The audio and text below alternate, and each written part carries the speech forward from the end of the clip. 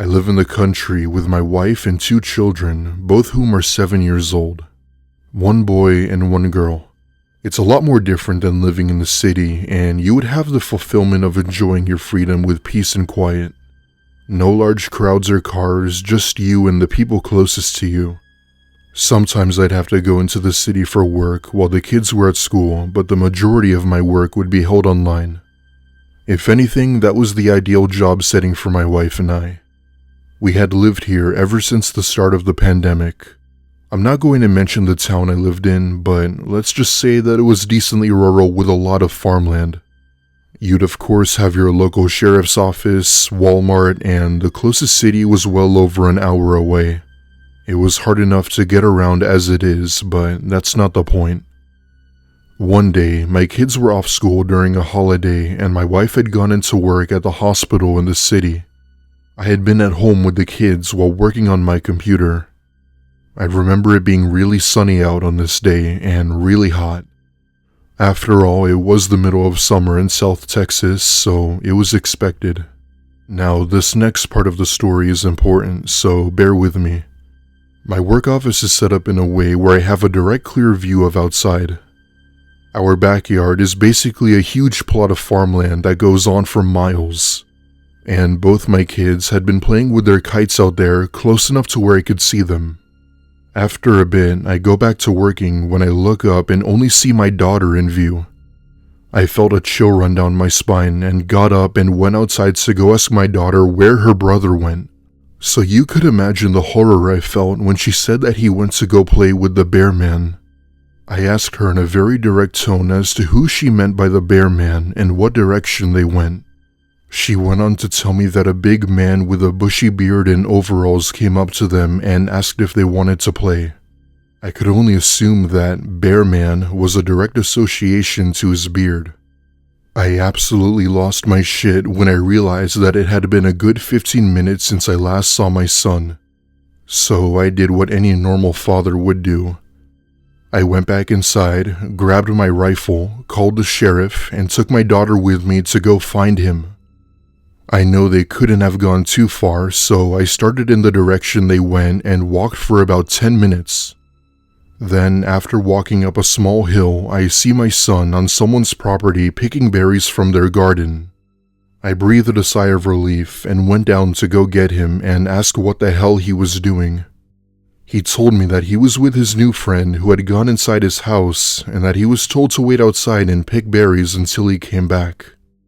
I told him that we had to go and grabbed his hand and practically ran back to my house where the sheriff was waiting. When I told them I found my son on someone's property that I assumed was owned by the man who took him, dispatch sent units to that property.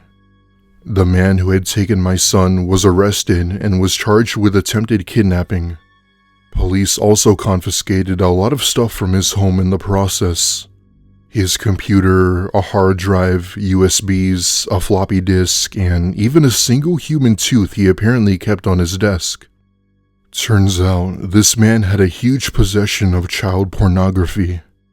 Pictures and videos were found on his computer and even had proof of attempting to contact underage children. Why he chose to only take my son is unclear, but needless to say, I was beyond furious. So furious, I wanted to walk up to his house and kill the bastard. It made me wonder what in the world he was going to do with my son. He's now in prison, and I sometimes think of how his fellow inmates treat him. Hopefully, they're not too kind.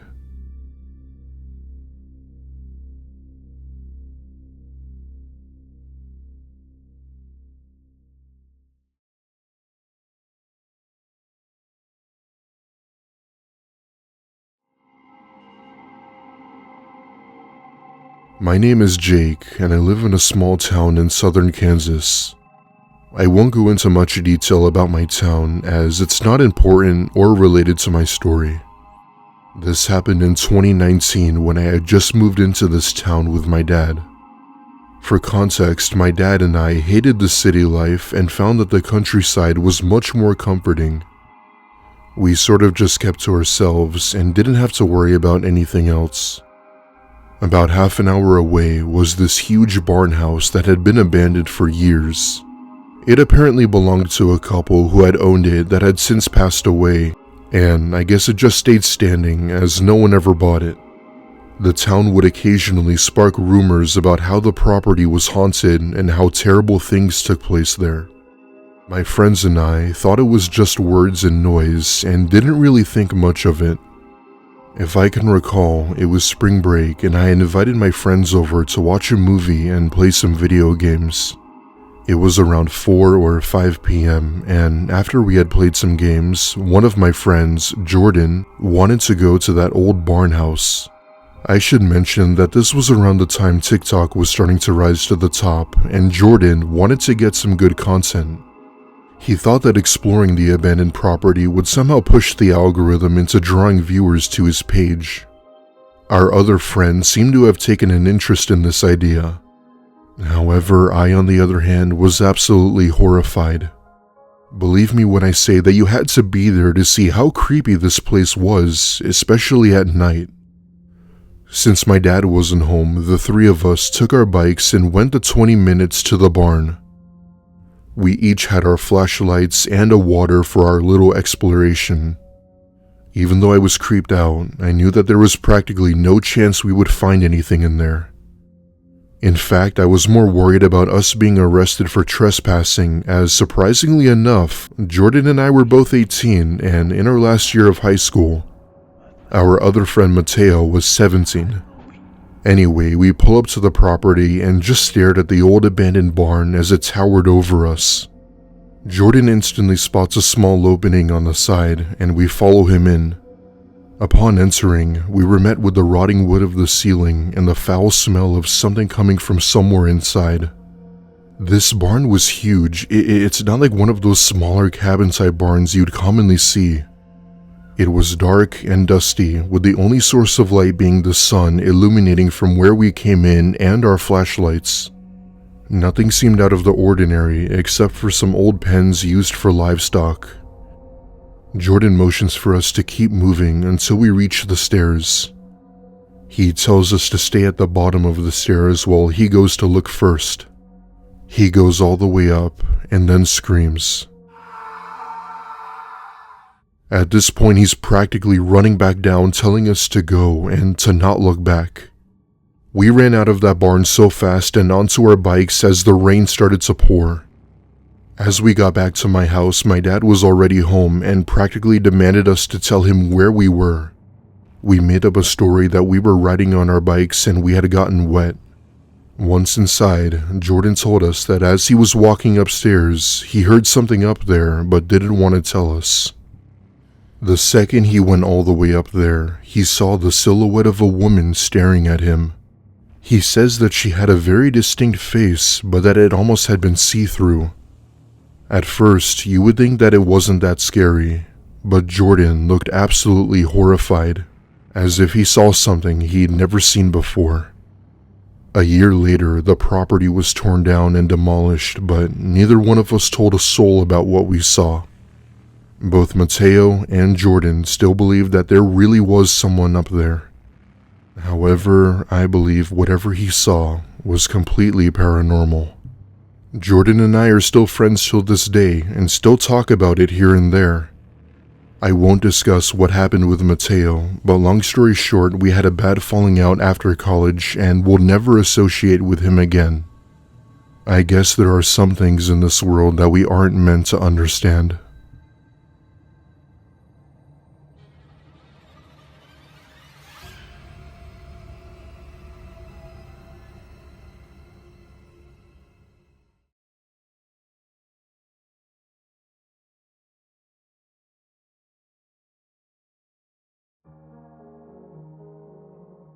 My wife Carol and I owned a farm in upstate Iowa where we mainly grew and sold corn and other crops. We never made a ton of money from it, but we made enough to at least maintain the farm. We spent a good portion of our lives on the farm caring for it and just doing the best we can. This happened in October of 2017 on a slightly rainy night. Carol had just finished feeding the cattle and came into the house so we could just have the night to ourselves and stay in. I brought up the idea that we should watch a movie as there wasn't much to do on the farm, especially when it was raining. I remember we saw some 80s romance film that I forget the name of, which sort of made us fall asleep on the couch. I'd say we were asleep for a good couple of hours when I for some reason woke up.